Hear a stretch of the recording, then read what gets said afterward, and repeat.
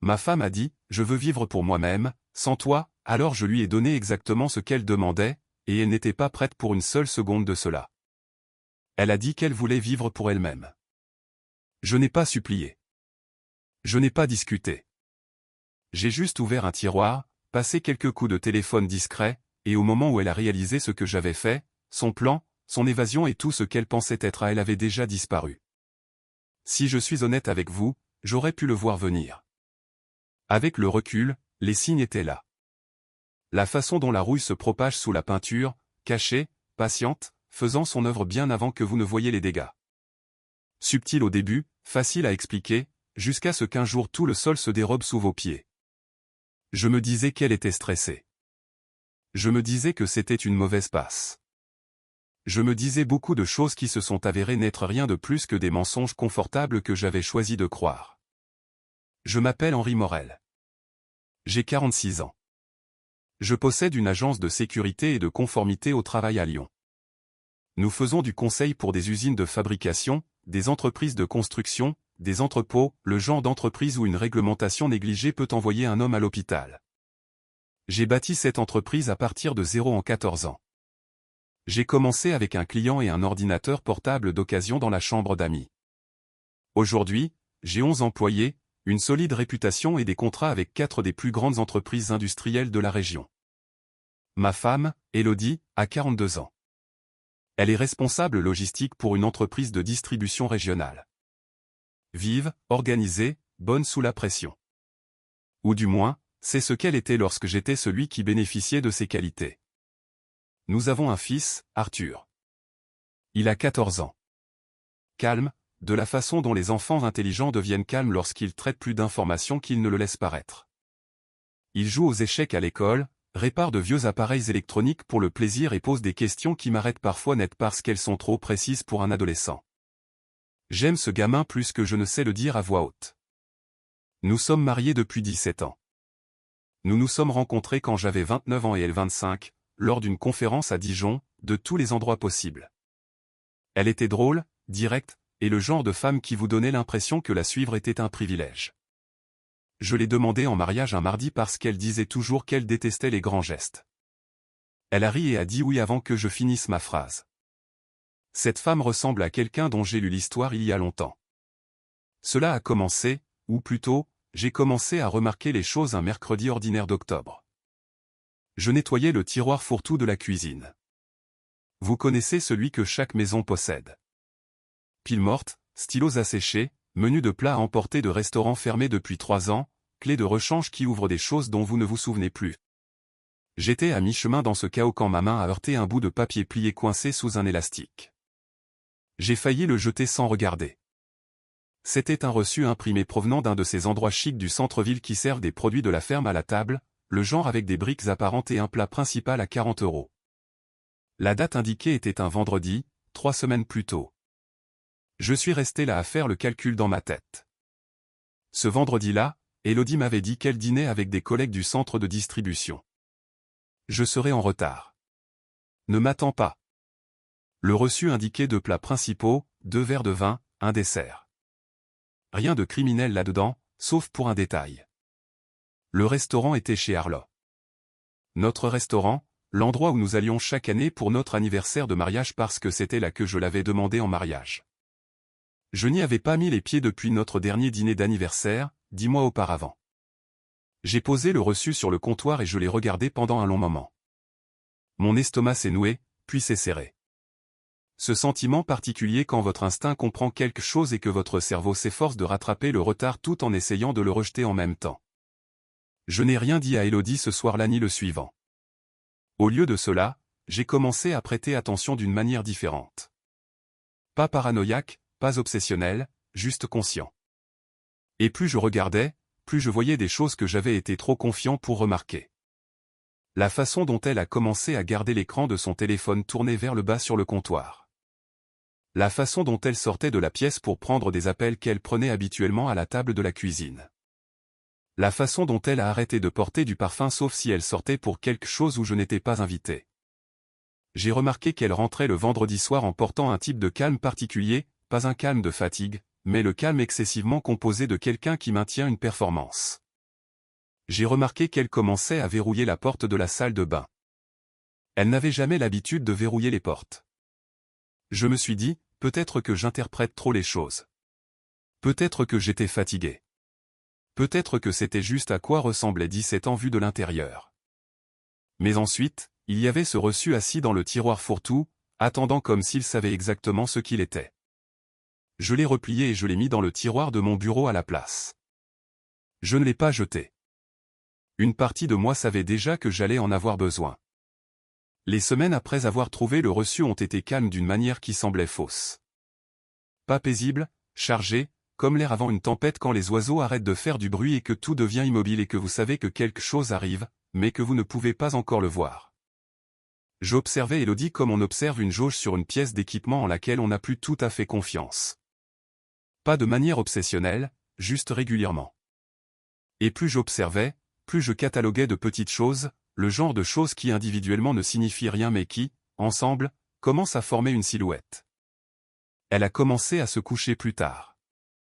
Elle disait qu'elle rattrapait ses courriels de travail, mais je passais devant la porte de la chambre et je l'entendais taper vite, puis s'arrêter, puis taper à nouveau, le rythme d'une conversation, pas d'un rapport.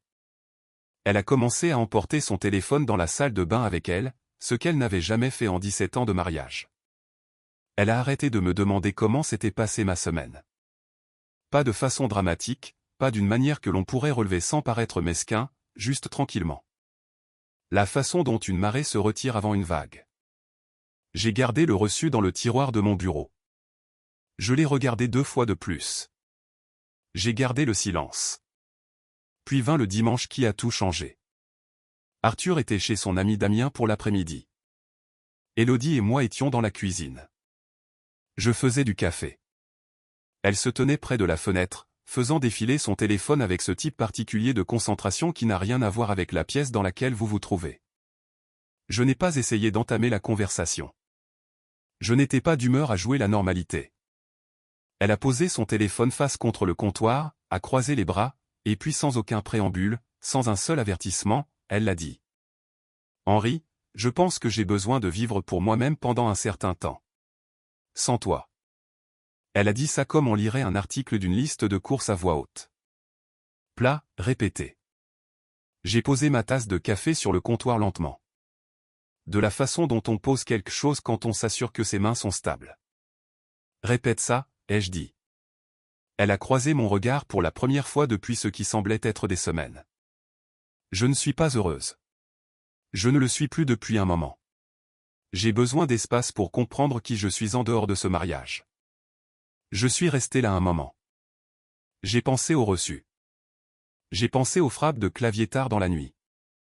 J'ai pensé à 14 années à construire quelque chose. Cette maison, cette famille, cette vie, brique par patiente brique. Puis j'ai dit, très bien, Élodie. Tu veux vivre pour toi-même? Vas-y. Je vais te donner exactement ce que tu demandes. Elle a cligné des yeux.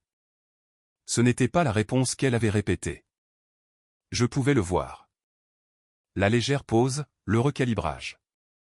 Ce n'est pas ce que je. J'ai entendu exactement ce que tu as dit, lui ai-je dit, et je pense exactement ce que j'ai dit. Tu veux la liberté?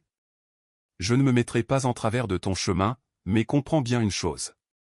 Cette liberté ne vient pas avec cette adresse attachée à elle. Elle a ouvert la bouche, l'a refermée, puis a essayé un angle différent. Tu réagis de manière excessive. J'ai juste besoin d'un peu d'espace pour respirer. Je ne demande pas le divorce. Tu ne demandes pas grand-chose, ai-je dit. Tu affirmes, et je réponds. Elle m'a fixé pendant un long moment, et j'ai vu quelque chose changer dans son expression. Pas de la culpabilité, pas du regret, du calcul. Elle ne s'était pas attendue à ce que je reste calme. Elle s'était attendue à des larmes, ou de la colère, ou des supplications, quelque chose qu'elle pourrait gérer. J'ai pris mon café et je suis allé sur le porche arrière. J'avais besoin de réfléchir. Cette nuit-là, après qu'Élodie soit allée se coucher, téléphone sur sa table de nuit, écran vers le bas comme toujours, je suis allé dans mon bureau et je me suis assis. J'ai ouvert un bloc-notes et j'ai commencé à écrire. Pas une lettre, pas une confrontation, juste une liste. Tout ce que j'avais remarqué au cours des 6 dernières semaines, écrit clairement, dans l'ordre. J'étais à la moitié de la liste quand j'ai entendu frapper doucement à la porte de mon bureau. C'était Arthur, toujours dans son sweat à capuche, les yeux mi-fatigués mais vifs. « Papa » a-t-il dit doucement. « Je peux te dire quelque chose ?» J'ai fermé le bloc-notes. « Bien sûr. »« Entre. » Il s'est assis en face de moi et a regardé ses mains pendant un moment. Puis il a levé les yeux. « Il y a environ 2 mois, » a-t-il dit, « j'attendais que maman vienne me chercher au club d'échecs. Elle était en retard. Quand elle s'est finalement arrêtée, il y avait un type qui sortait du côté passager. Il a attrapé son sac sur le siège arrière. Elle a dit que c'était un collègue qui avait besoin d'être déposé. J'ai gardé une expression neutre. Continue. Il l'a embrassé sur la joue avant de s'éloigner, a dit Arthur. Je n'ai rien dit parce que je pensais que peut-être je me trompais sur ce que j'avais vu, mais je n'ai pas pu m'empêcher d'y penser. J'ai regardé mon fils, cet enfant prudent et précis qui portait cela depuis 2 mois, et j'ai senti quelque chose bouger durement dans ma poitrine. Tu as bien fait de me le dire, ai-je dit. Est-ce que toi et maman allaient bien? Je ne lui ai pas menti, mais je ne lui ai pas dit toute la vérité non plus parce qu'il avait 14 ans et qu'il n'avait pas besoin de porter ce que j'étais sur le point de porter. Je vais gérer ça, ai-je dit. C'est mon travail, pas le tien. Il a hoché la tête et est retourné se coucher. Je suis resté assis là dans le noir pendant un long moment après cela. La liste sur le bloc-notes semblait soudainement beaucoup plus courte que ce que je savais réellement. J'ai toujours cru que la vérité ne se cache pas, elle attend. Elle reste assise bien en vue et vous laisse passer devant elle jusqu'à ce que vous soyez enfin prêt à la regarder directement. Ce lundi matin, j'étais prêt. Élodie est partie travailler à son heure habituelle. Arthur a pris le bus scolaire à 7h15. Je me suis tenu à la fenêtre de la cuisine et j'ai regardé le bus s'éloigner, puis je suis monté dans la chambre. Sur la table de nuit, à côté du câble de chargement qu'elle utilisait toujours pour son téléphone, se trouvait sa vieille tablette. Elle avait cessé de l'utiliser régulièrement il y a environ 1 an, passant à tout faire sur son téléphone, mais je me souvenais qu'elle les avait liés ensemble des années auparavant pour synchroniser ses messages et son calendrier. Je l'ai prise. Elle n'était pas protégée par un mot de passe. Elle avait oublié ou supposé que cela n'avait plus d'importance. Il m'a fallu environ 4 minutes pour comprendre que mon mariage était terminé. Les messages étaient juste là, synchronisés depuis son téléphone, assis dans un fil de discussion avec un contact enregistré simplement sous le nom de T. 8 mois de cela. Je n'ai pas lu chaque mot. J'en ai lu assez. Assez pour savoir que son nom était Thomas.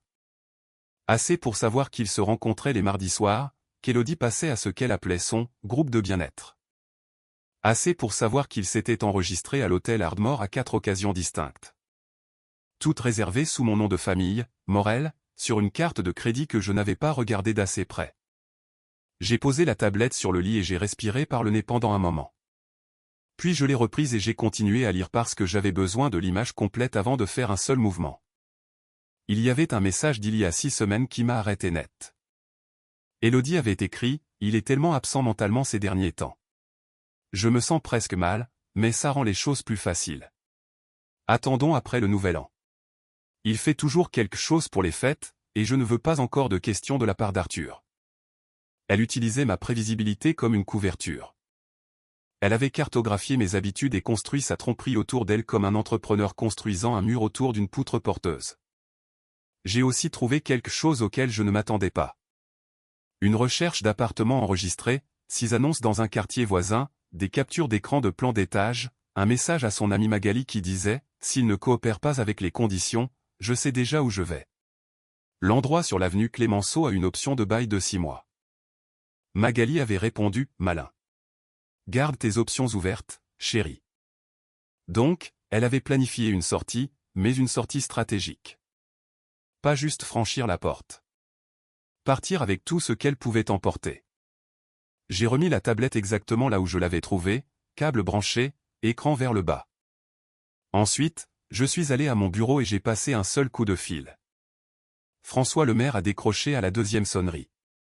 François et moi nous connaissions depuis la fin de notre vingtaine. Il avait été à notre mariage, avait été le parrain d'Arthur pendant environ 5 minutes avant qu'Élodie ne décide qu'elle voulait son cousin dans ce rôle à la place. Il était avocat spécialisé en droit de la famille, et plus important encore, un homme qui ne gaspillait pas ses mots. Je dois venir te voir, ai-je dit. Aujourd'hui, si possible. 14 heures, a-t-il dit. Apporte tout ce que tu as.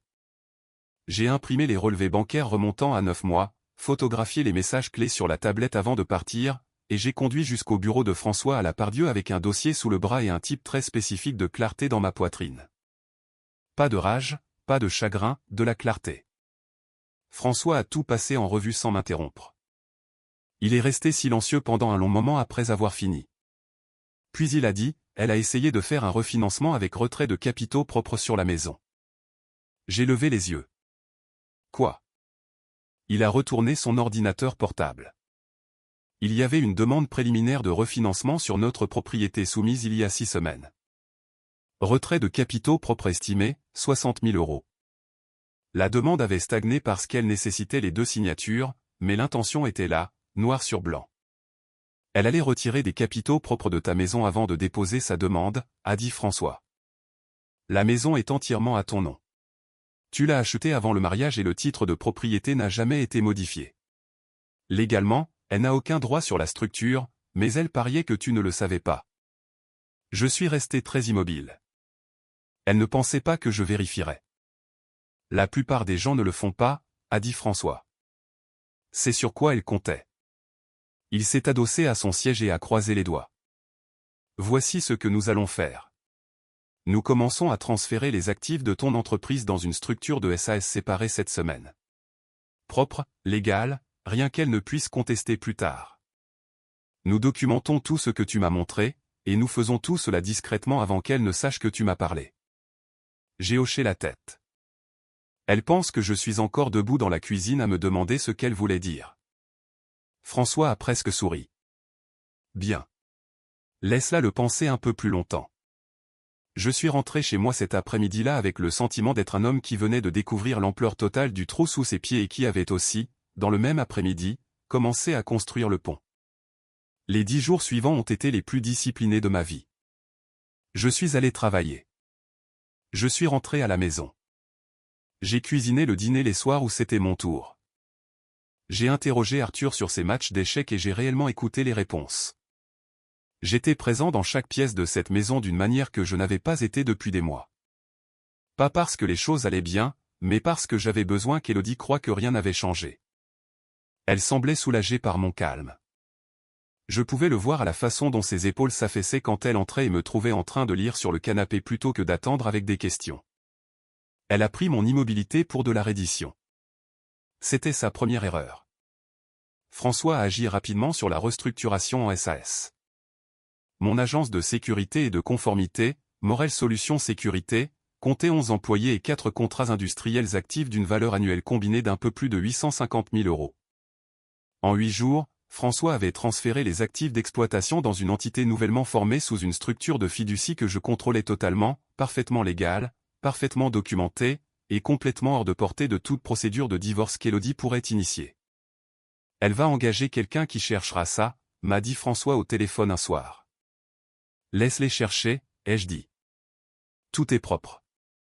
Pendant que François travaillait sur le côté juridique, je passais mes soirées dans mon bureau à éplucher les finances avec le genre de concentration que je réserve habituellement aux audits de conformité.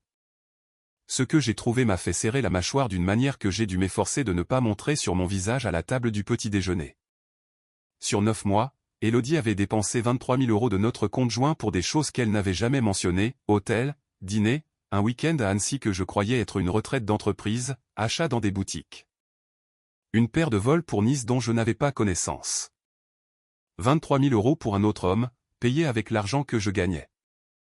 J'ai tout imprimé et je l'ai ajouté au dossier sur mon bureau. Ensuite, j'ai trouvé le fonds pour les études supérieures. Arthur avait un compte d'épargne études que nous avions ouvert quand il avait 3 ans. 11 ans de dépôt constant, anniversaire, Noël, contribution mensuelle, une prime que j'avais ajoutée il y a 2 ans lorsque nous avions décroché un contrat majeur. Le compte contenait 40 000 € en septembre. Il en contenait 29 000 maintenant. 11 000 € avaient été retirés en 6 transactions sur 5 mois, chacune étiquetée avec une note générique, transfert. Elle a dû supposer que je ne vérifiais pas ce compte régulièrement. Elle avait raison. Je n'avais pas vérifié depuis plus d'1 an. Je me suis assis à mon bureau et j'ai regardé ce chiffre pendant un long moment. Prendre dans notre compte de ménage était déjà assez grave. Mais le fonds pour l'avenir d'Arthur, c'était une catégorie entièrement différente. C'était de l'argent qui appartenait à un enfant de 14 ans qui réparait des appareils électroniques cassés dans sa chambre et qui pensait que ses parents allaient être là pour lui. J'ai ouvert un compte d'épargne séparé le lendemain matin à mon nom seul et j'ai transféré le montant équivalent directement dessus, 11 000 € réservés pour l'éducation d'Arthur. Élodie ne saurait jamais que je l'avais découvert. Pas encore. Mais l'argent était protégé. Cet après-midi-là, François a appelé. Encore une chose, a-t-il dit. J'ai demandé à un collègue de faire une vérification discrète sur le compte de crédit conjoint. J'ai attendu. Elle a fait une demande pour une carte secondaire sous ce compte il y a 8 mois, a dit François. C'était une carte liée, techniquement autorisée sous votre compte. Elle l'utilise séparément. Total des frais sur 8 mois, 15 000 € et des poussières. J'ai fait le calcul dans ma tête. Combiné avec les retraits du compte joint, elle avait déplacé près de 38 000 € par des canaux que je n'avais pas surveillés d'assez près. Ajouté au dossier, ai-je dit. C'est déjà fait, a dit François. Henri, elle est entrée là-dedans avec un plan. Je veux que tu comprennes l'ampleur de ce qu'elle faisait. Je le comprends, ai-je dit, et c'était le cas. Clairement, complètement. Elle avait décidé de partir, et elle avait passé des mois à vider discrètement les comptes avant d'appuyer sur la détente. Elle avait besoin que je sois passif et non informé jusqu'à ce qu'elle soit prête à partir. Le problème pour elle, c'était que je n'étais plus aucune de ces choses. J'avais un plan à moi maintenant. Et contrairement au sien, le mien était déjà en mouvement. J'avais attendu le bon moment, de la façon dont on attend une fenêtre météo sur un chantier. Patient, lisant les conditions, ne bougeant pas tant que le moment n'était pas le bon. Ce moment est arrivé un samedi matin, 2 semaines et demie après m'être assis dans le bureau de François. Arthur était à un tournoi d'échecs à l'autre bout de la ville. La maison était à nous. Élodie est descendue en tenue de week-end, s'est versée du café et s'est installée à l'îlot de la cuisine avec son téléphone. Je me suis assis en face d'elle avec ma propre tasse et j'ai laissé le silence s'installer pendant 1 minute. Puis j'ai posé ma tasse et j'ai dit, je suis au courant pour Thomas.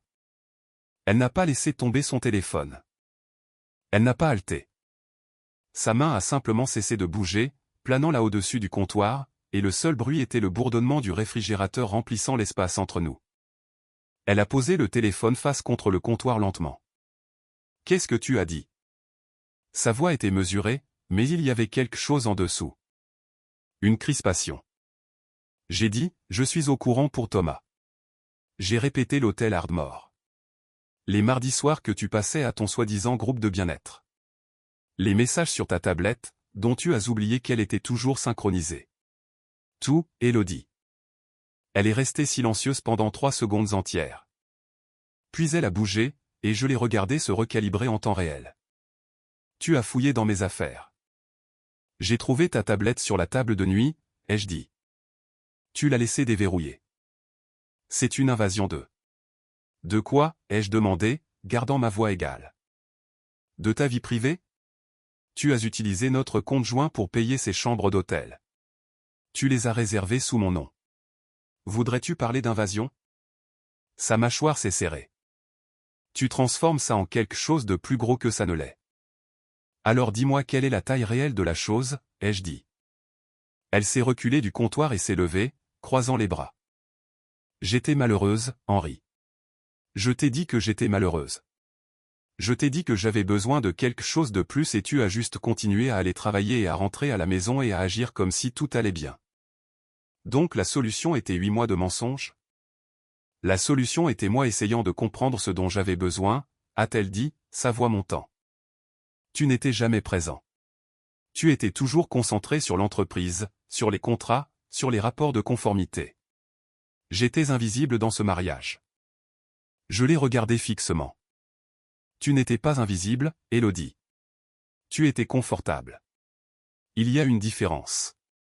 Les femmes invisibles n'obtiennent pas de nouvelles cuisines et des vacances et un mari qui a payé toutes les factures pendant 17 ans sans se plaindre. Elle a tressailli juste légèrement. Ce n'est pas juste. Découvrir que ma femme utilisait mon nom de famille pour s'enregistrer dans des hôtels avec un autre homme ne l'était pas non plus, ai-je dit. Mais nous y voilà. Elle a essayé un angle différent alors. Plus doux, plus prudent. Est-ce qu'on peut juste en parler comme des adultes? Je ne demande pas le divorce. J'ai fait une erreur. J'étais confuse et j'ai fait un mauvais choix. Mais ça ne doit pas tout définir. Je l'ai observé. Le pivotement était fluide. J'aurais été impressionné si je n'avais pas déjà su ce que François avait trouvé. Élodie, ai-je dit, il y a 3 semaines, tu as soumis une demande de refinancement sur cette maison. Tu essayais de retirer 60 000 € de capitaux propres d'une propriété qui est uniquement à mon nom. Ce n'est pas une erreur. C'est un plan. La couleur a quitté son visage. Tu savais pour ça, a-t-elle dit très doucement. Je sais tout, ai-je dit. Elle est restée là un moment, et pour la première fois depuis le début de la conversation, elle avait l'air véritablement secouée. Pas coupable, en train de recalculer. Puis son expression a changé à nouveau et ce qui est sorti ensuite était la version d'Élodie que j'avais vue dans des négociations difficiles. Froide, composée, puisant dans une autre source. Je veux parler à quelqu'un, a-t-elle dit. Un conseiller. Je pense que nous devrions essayer une thérapie avant que l'un de nous ne fasse quelque chose de permanent. Je pense que tu devrais appeler Magali, ai-je dit, et lui dire que l'appartement de l'avenue Clémenceau sur ta liste pourrait devoir devenir une option réelle. Sa tête s'est relevée rapidement. Tu as lu mes messages à Magali. J'en ai lu assez, ai-je dit. Je me suis levé, j'ai rincé ma tasse de café dans l'évier et je l'ai mise dans le séchoir.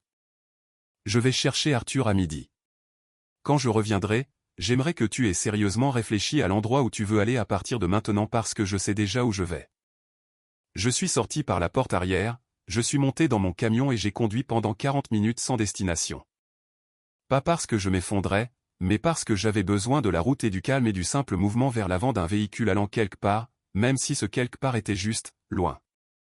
Quand je suis revenu, Élodie était au téléphone dans la chambre avec la porte fermée. Je pouvais entendre sa voix, basse, coupée, la cadence de quelqu'un délivrant des informations plutôt que d'avoir une conversation. J'étais presque certain qu'elle parlait à Magali, planifiant le prochain coup. C'était bien. J'avais déjà 4 coups d'avance. J'ai découvert l'ampleur totale de l'implication de Magali, pas par Élodie, mais par François. Il m'a appelé un mercredi après-midi alors que j'étais entre 2 visites chez des clients, et je me suis garé sur un parking pour prendre l'appel. J'ai fait faire un examen discret de vos relevés téléphoniques domestiques, a dit François.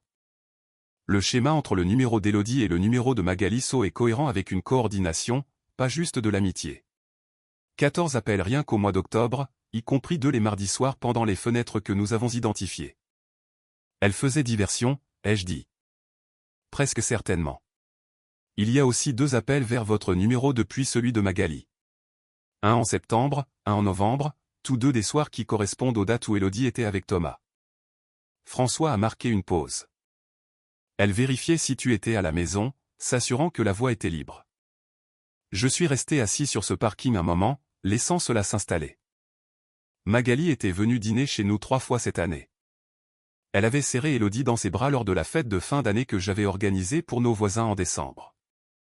Elle s'était assise à ma table, avait mangé ma nourriture et s'était assurée que ma femme avait un alibi en béton. Ajouté au dossier, ai-je dit. C'est déjà là, a dit François. Encore une chose. Le fonds pour l'université. Les retraits du compte d'Arthur. J'ai recoupé les dates. 2 d'entre elles correspondent aux réservations d'hôtel à l'hôtel Ardmore. J'ai agrippé le volant. Je savais déjà pour les 11 000 manquants. Je les avais déjà remplacés de ma propre poche, mais entendre confirmer qu'elle avait puisé dans l'avenir de son fils pour payer une chambre d'hôtel a mis un bord tranchant sur quelque chose qui n'avait pas complètement durci jusqu'à ce moment-là. Notez, ai-je dit, et j'ai gardé ma voix égale. Ce soir-là, je me suis assis avec Arthur après le dîner pendant qu'Élodie était dans le bureau. Il travaillait sur une carte de circuit imprimée à la table de la cuisine, un projet de récupération qu'il avait ramassé dans une friperie. Je l'ai regardé travailler quelques minutes.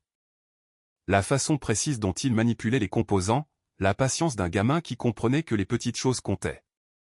Et, ai-je dit, je veux que tu saches que ton fonds pour l'université est totalement intact. Il a levé les yeux, curieux. Pourquoi ne le serait-il pas? Je m'assure juste que tu le saches, ai-je dit. Quoi qu'il arrive dans cette maison au cours des prochains mois, ton avenir est protégé. C'est à moi de gérer ça, pas à toi de t'inquiéter. Il m'a regardé pendant un long moment avec ses deux yeux trop précis. C'est grave, papa? C'est gérable, ai-je dit. Et ce n'est pas ton fardeau à porter. Il a hoché la tête et est retourné à sa carte de circuit imprimée. Je l'ai regardé une minute de plus, puis je suis allé dans mon bureau et j'ai fermé la porte. J'ai sorti le résumé financier que j'avais construit. 23 400 du compte joint. 11 000 du fonds d'Arthur. 15 000 sur la carte de crédit secondaire que François avait signalée. Un total d'un peu plus de 48 000 euros déplacés par des canaux que je n'avais pas surveillés d'assez près. 48 000 euros. Alors qu'elle me disait qu'elle se sentait invisible. J'ai ouvert un nouveau document et j'ai commencé une comptabilité claire et détaillée. Chaque transaction, chaque date, chaque réservation d'hôtel correspondante ou nuit d'alibi.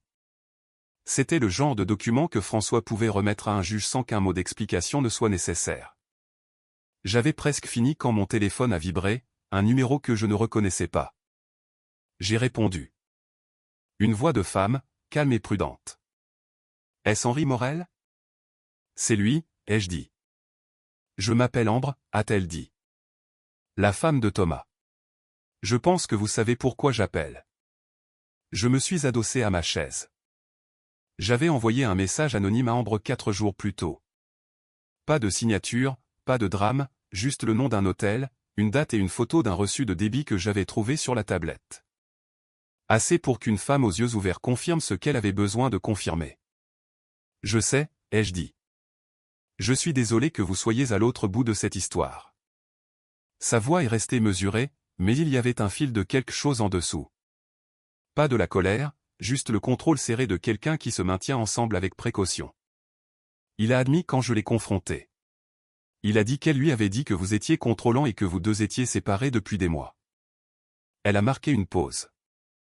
Rien de tout cela n'était vrai, n'est-ce pas? Rien de tout cela, ai-je dit. Elle a laissé échapper un lent soupir. J'ai 2 enfants. J'essaie de comprendre ce que je regarde depuis 4 jours. J'avais besoin de l'entendre de quelqu'un qui ne me mentait pas. Je ne vous mens pas, ai-je dit. Il y a eu un long silence. Puis elle a dit, merci de me l'avoir dit. Je le pense vraiment. Après avoir raccroché, je suis resté assis avec le calme pendant un moment.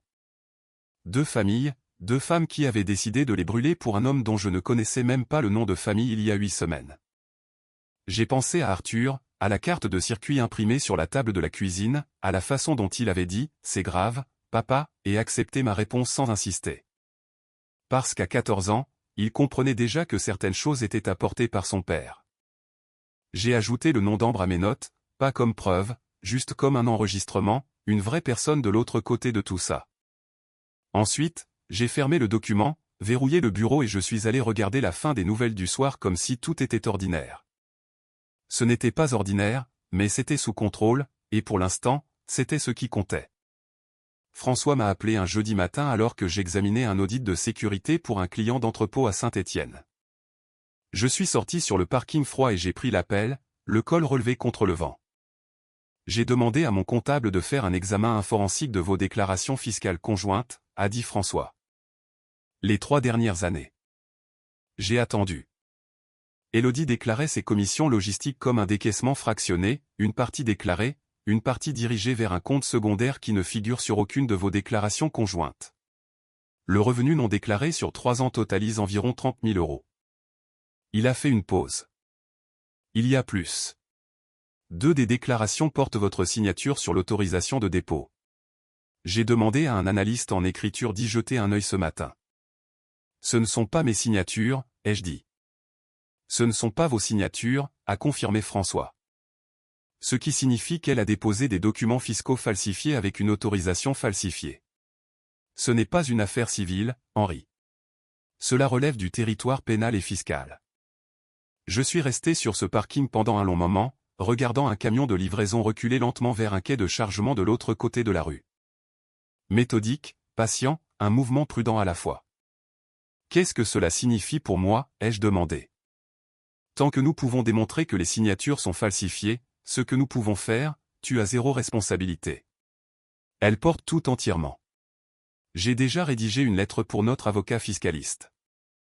La voix de François est restée égale, le ton d'un homme qui avait vu pire et savait exactement quels outils prendre. Cela nous donne également un levier important dans la procédure de séparation. Elle ne fait plus seulement face à un divorce compliqué désormais. Elle fait face à une enquête fédérale si le fisc s'en saisit. Vont-ils s'en saisir? Cela dépend si certains documents trouvent leur chemin vers le bon bureau, a dit François prudemment. Je comprenais ce que cela signifiait. Je comprenais aussi que ce n'était pas une décision à prendre debout sur un parking. Laisse-moi réfléchir à cet aspect, ai-je dit. Prends le week-end, a dit François. Mais je veux que tu saches que l'option existe. Je suis rentré chez moi cet après-midi-là, faisant tourner les chiffres dans ma tête. 30 000 de revenus non déclarés, signatures falsifiées sur des déclarations fiscales, le fonds pour l'université, le compte joint, la tentative de refinancement, la carte de crédit secondaire. Élodie n'avait pas juste été négligente. Elle avait mené une vie financière parallèle avec la minutie systématique de quelqu'un qui avait véritablement étudié le jeu avant de s'asseoir pour jouer. Ce qu'elle n'avait pas étudié, c'était moi. Ce soir-là, Élodie était dans la cuisine quand je suis rentré, bougeant efficacement autour de la cuisinière comme elle le faisait quand elle jouait la normalité. Elle m'a demandé comment s'était passée ma journée. Je lui ai donné une réponse courte. Elle m'a parlé d'une inscription immobilière que son équipe avait récupérée près du lac du Bourget. J'ai écouté. J'ai hoché la tête. Je n'ai rien laissé paraître. Après le dîner, pendant qu'Élodie regardait quelque chose dans le salon, je suis allé dans le bureau et je me suis assis à mon bureau. J'ai sorti le bloc-notes légal que j'utilisais et j'ai ajouté les nouvelles informations d'une écriture propre et précise. Signature falsifiée, exposition fiscale, levier. J'ai souligné le dernier mot 2 fois. Ensuite, j'ai pris mon téléphone et j'ai fait quelque chose qui était sur ma liste mentale depuis 2 semaines. J'ai appelé la chambre des agents immobiliers. Je n'ai pas déposé plainte. J'ai posé une question soigneusement formulée sur le processus de signalement d'une inconduite potentielle par un agent agréé.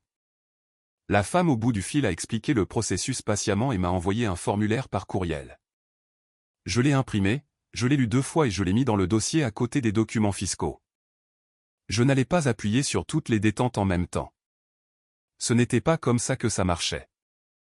On construit le dossier, on positionne ses pièces, et ensuite on bouge quand le moment est venu et que le sol sous nos pieds est solide. François m'avait appris au moins ça, et 20 ans à diriger une entreprise de conformité l'avait renforcé chaque jour.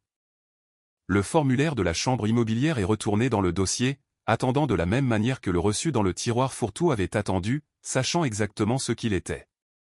2 jours après mon appel avec François, je suis allé à la banque. Je suis client à la Banque du Rhône depuis 16 ans. Mes comptes d'entreprise étaient là, l'hypothèque, le compte chèque du ménage.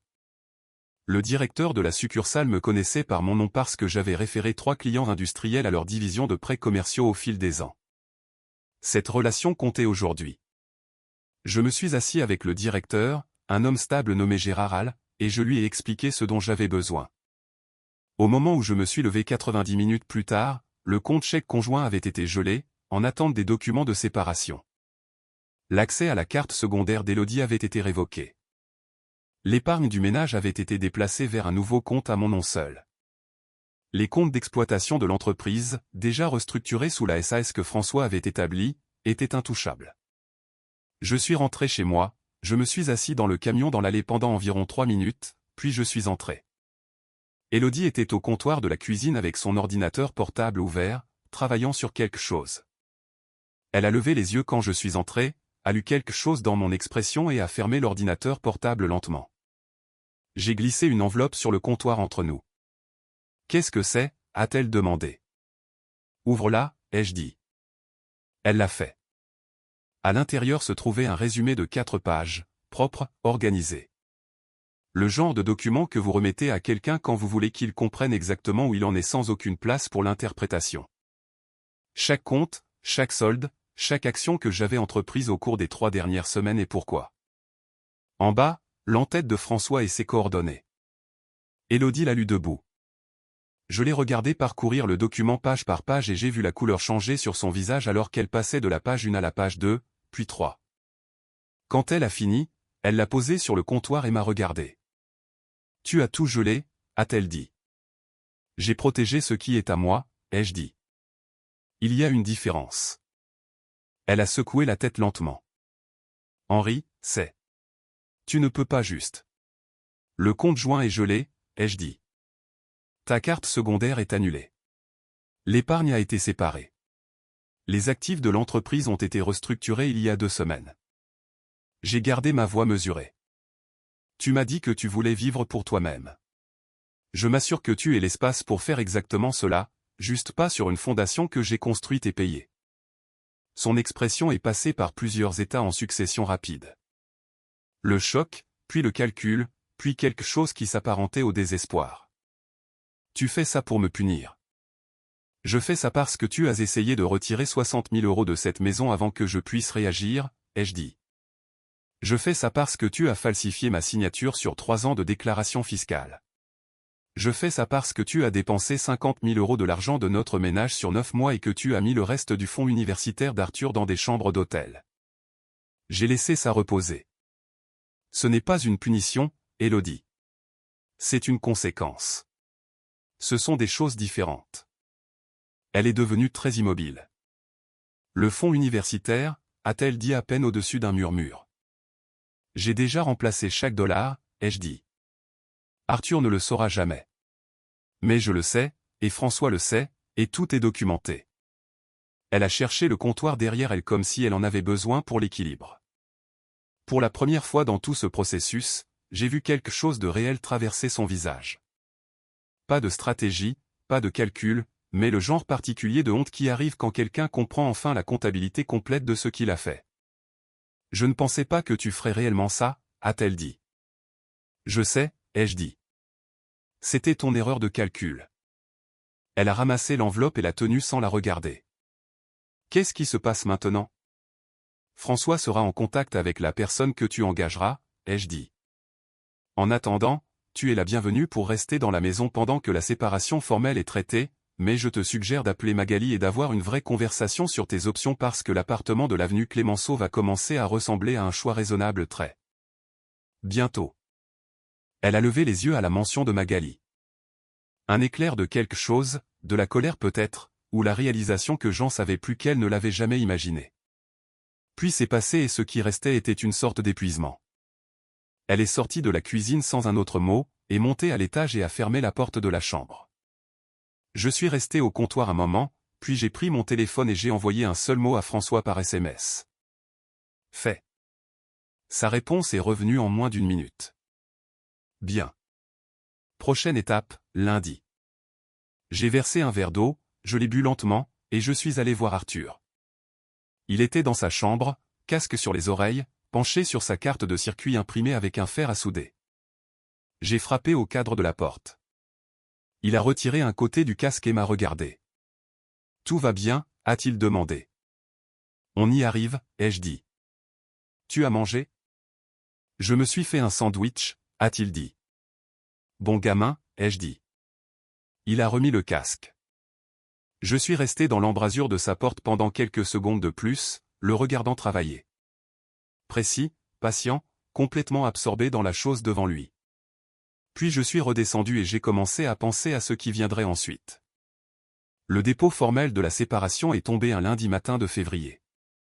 François a remis en main propre les documents à l'avocate d'Élodie, une femme nommée Diane Perrault, que François a décrite comme compétente mais non préparée pour ce qu'il y avait dans le paquet. Je n'étais pas là pour cette réunion. J'étais sur le site d'un client à Vénissieux pour effectuer une visite de conformité pour une nouvelle opération d'entrepôt, faisant le travail qui avait construit tout ce qu'Élodie avait essayé de prendre. François m'a appelé à midi. Son avocate a lu le résumé complet, a-t-il dit. Les documents fiscaux, les signatures falsifiées, les retraits du fonds universitaire correspondant aux dates d'hôtel. Diane a demandé 2 jours pour conseiller sa cliente. Donne-lui 2 jours, ai-je dit. Déjà fait, a dit François. Encore une chose. L'enquête du fisc. J'ai demandé à notre avocat fiscaliste de soumettre les déclarations corrigées avec une lettre de couverture documentant les signatures falsifiées. C'est en cours maintenant, séparément de la procédure de divorce. Bien, ai-je dit. J'ai terminé la visite du site, je suis rentré chez moi et j'ai trouvé Élodie dans le salon avec 2 valises debout près de la porte. Elle était assise sur la coudoir du canapé, son manteau sur le dos, le téléphone à la main. Elle ressemblait à quelqu'un qui avait finalement pris une décision après des mois à prétendre qu'elle ne l'avait pas déjà prise. « Je vais rester chez Magali pour un moment », a-t-elle dit. J'ai hoché la tête. « Très bien. » Elle s'est levée. Elle a regardé autour de la pièce. Les meubles que nous avions choisis ensemble, les photos encadrées au mur, la vie que nous avions assemblée sur 17 ans, et quelque chose a traversé son expression que je ne pouvais pas tout à fait lire. Du regret, peut-être, ou juste un inventaire. « Je veux qu'Arthur puisse me voir », a-t-elle dit. « Arthur fait ses propres choix », ai-je dit. « Je ne vais pas lui imposer ça. Il peut te voir quand il veut, mais tu devras avoir cette conversation avec lui toi-même. » Elle a ramassé son sac. À la porte, elle s'est arrêtée et m'a regardé en arrière.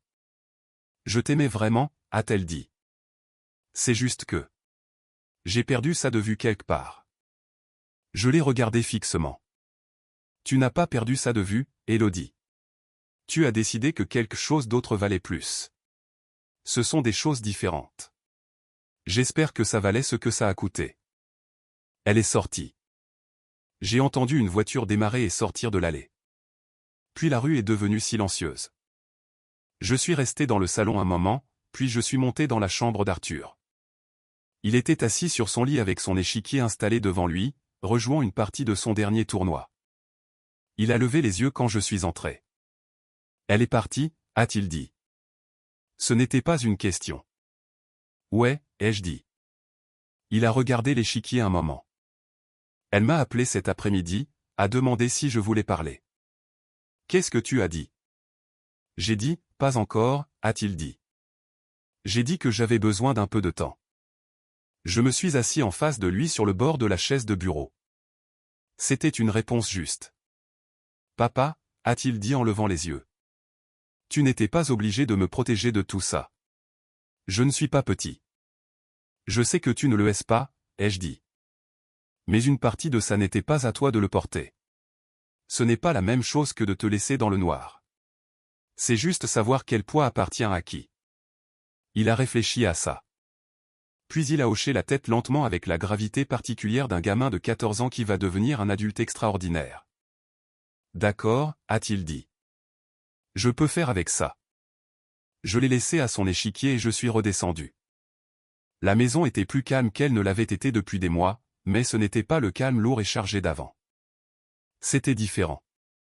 C'était le calme de quelque chose qui avait enfin été résolu. François a rappelé à 7 heures. Diane Perrault m'a contacté.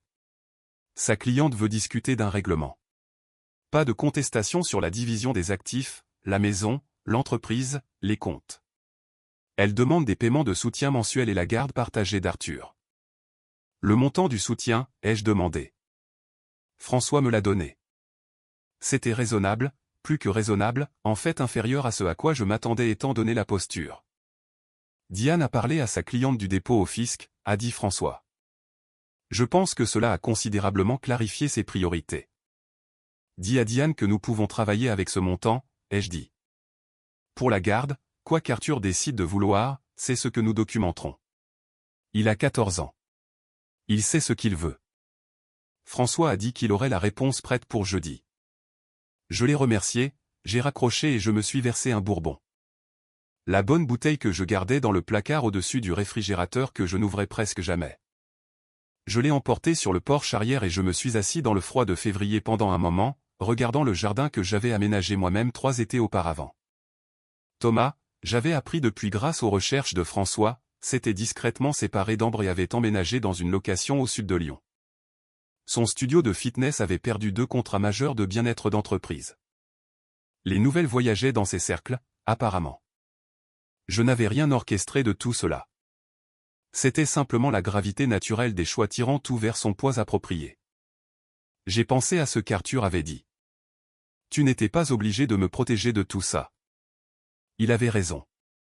Mais je le referais de la même manière.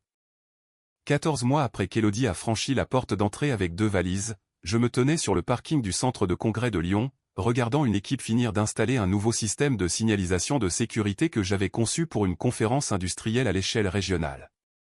Morel Solutions Sécurité venait de signer un partenariat avec un consortium national de fabrication, le plus grand contrat de l'histoire de l'entreprise. François avait envoyé un texto d'une ligne ce matin-là. Les chiffres sont arrivés. Bien joué. Je suis rentré chez moi à travers la circulation de l'après-midi avec les fenêtres baissées même si on était en mars et qu'il faisait encore un peu frais, parce que parfois on a besoin que l'air bouge autour de soi pour se rappeler que les choses bougent réellement. Arthur était dans la cuisine quand je suis rentré, faisant ses devoirs à la table avec son casque autour du cou. Il avait commencé à voir Élodie pour le dîner les dimanches soirs. Juste sa décision, ses conditions. Il m'en parlait de la même manière directe et factuelle qu'il me parlait des résultats aux échecs ou d'une note à un test. Il naviguait à sa propre façon, et je restais en dehors de la navigation. « Bonne journée » a-t-il demandé. « Vraiment une bonne journée » ai-je dit. Il a hoché la tête et est retourné à ses devoirs. Je suis allé dans le placard de la chambre et j'ai descendu le petit coffre-fort sur l'étagère supérieure. À l'intérieur se trouvait une bague, l'alliance que j'avais cessé de porter en février, posée à côté de la bague de fiançailles d'Élodie, qu'elle avait laissée sur le comptoir de la cuisine le matin où elle avait déménagé le reste de ses affaires. J'avais envisagé de les vendre. J'avais envisagé de les ranger quelque part et de les oublier. Au lieu de cela, j'ai pris la bague d'Élodie et je l'ai mise dans une pochette en velours séparée. Ensuite, j'ai descendu les 2 pochettes et je me suis assis en face d'Arthur à la table de la cuisine. Il a levé les yeux. « Celles-ci sont à toi maintenant » ai-je dit, posant les pochettes en velours devant lui. Pas pour les garder pour toujours si tu ne veux pas, mais pour décider quand le moment viendra où cela aura de l'importance pour toi. Si jamais c'est le cas, tu sauras quoi en faire. Il a regardé les pochettes un moment. Puis il en a pris une avec précaution et l'a tournée dans sa main. Pourquoi, a-t-il demandé. Parce que les meilleures choses que j'ai construites dans cette maison, ai-je dit, sont toujours dedans. Il a soutenu mon regard un instant, puis a posé la pochette sur la table à côté de son manuel scolaire. D'accord, papa, a-t-il dit doucement.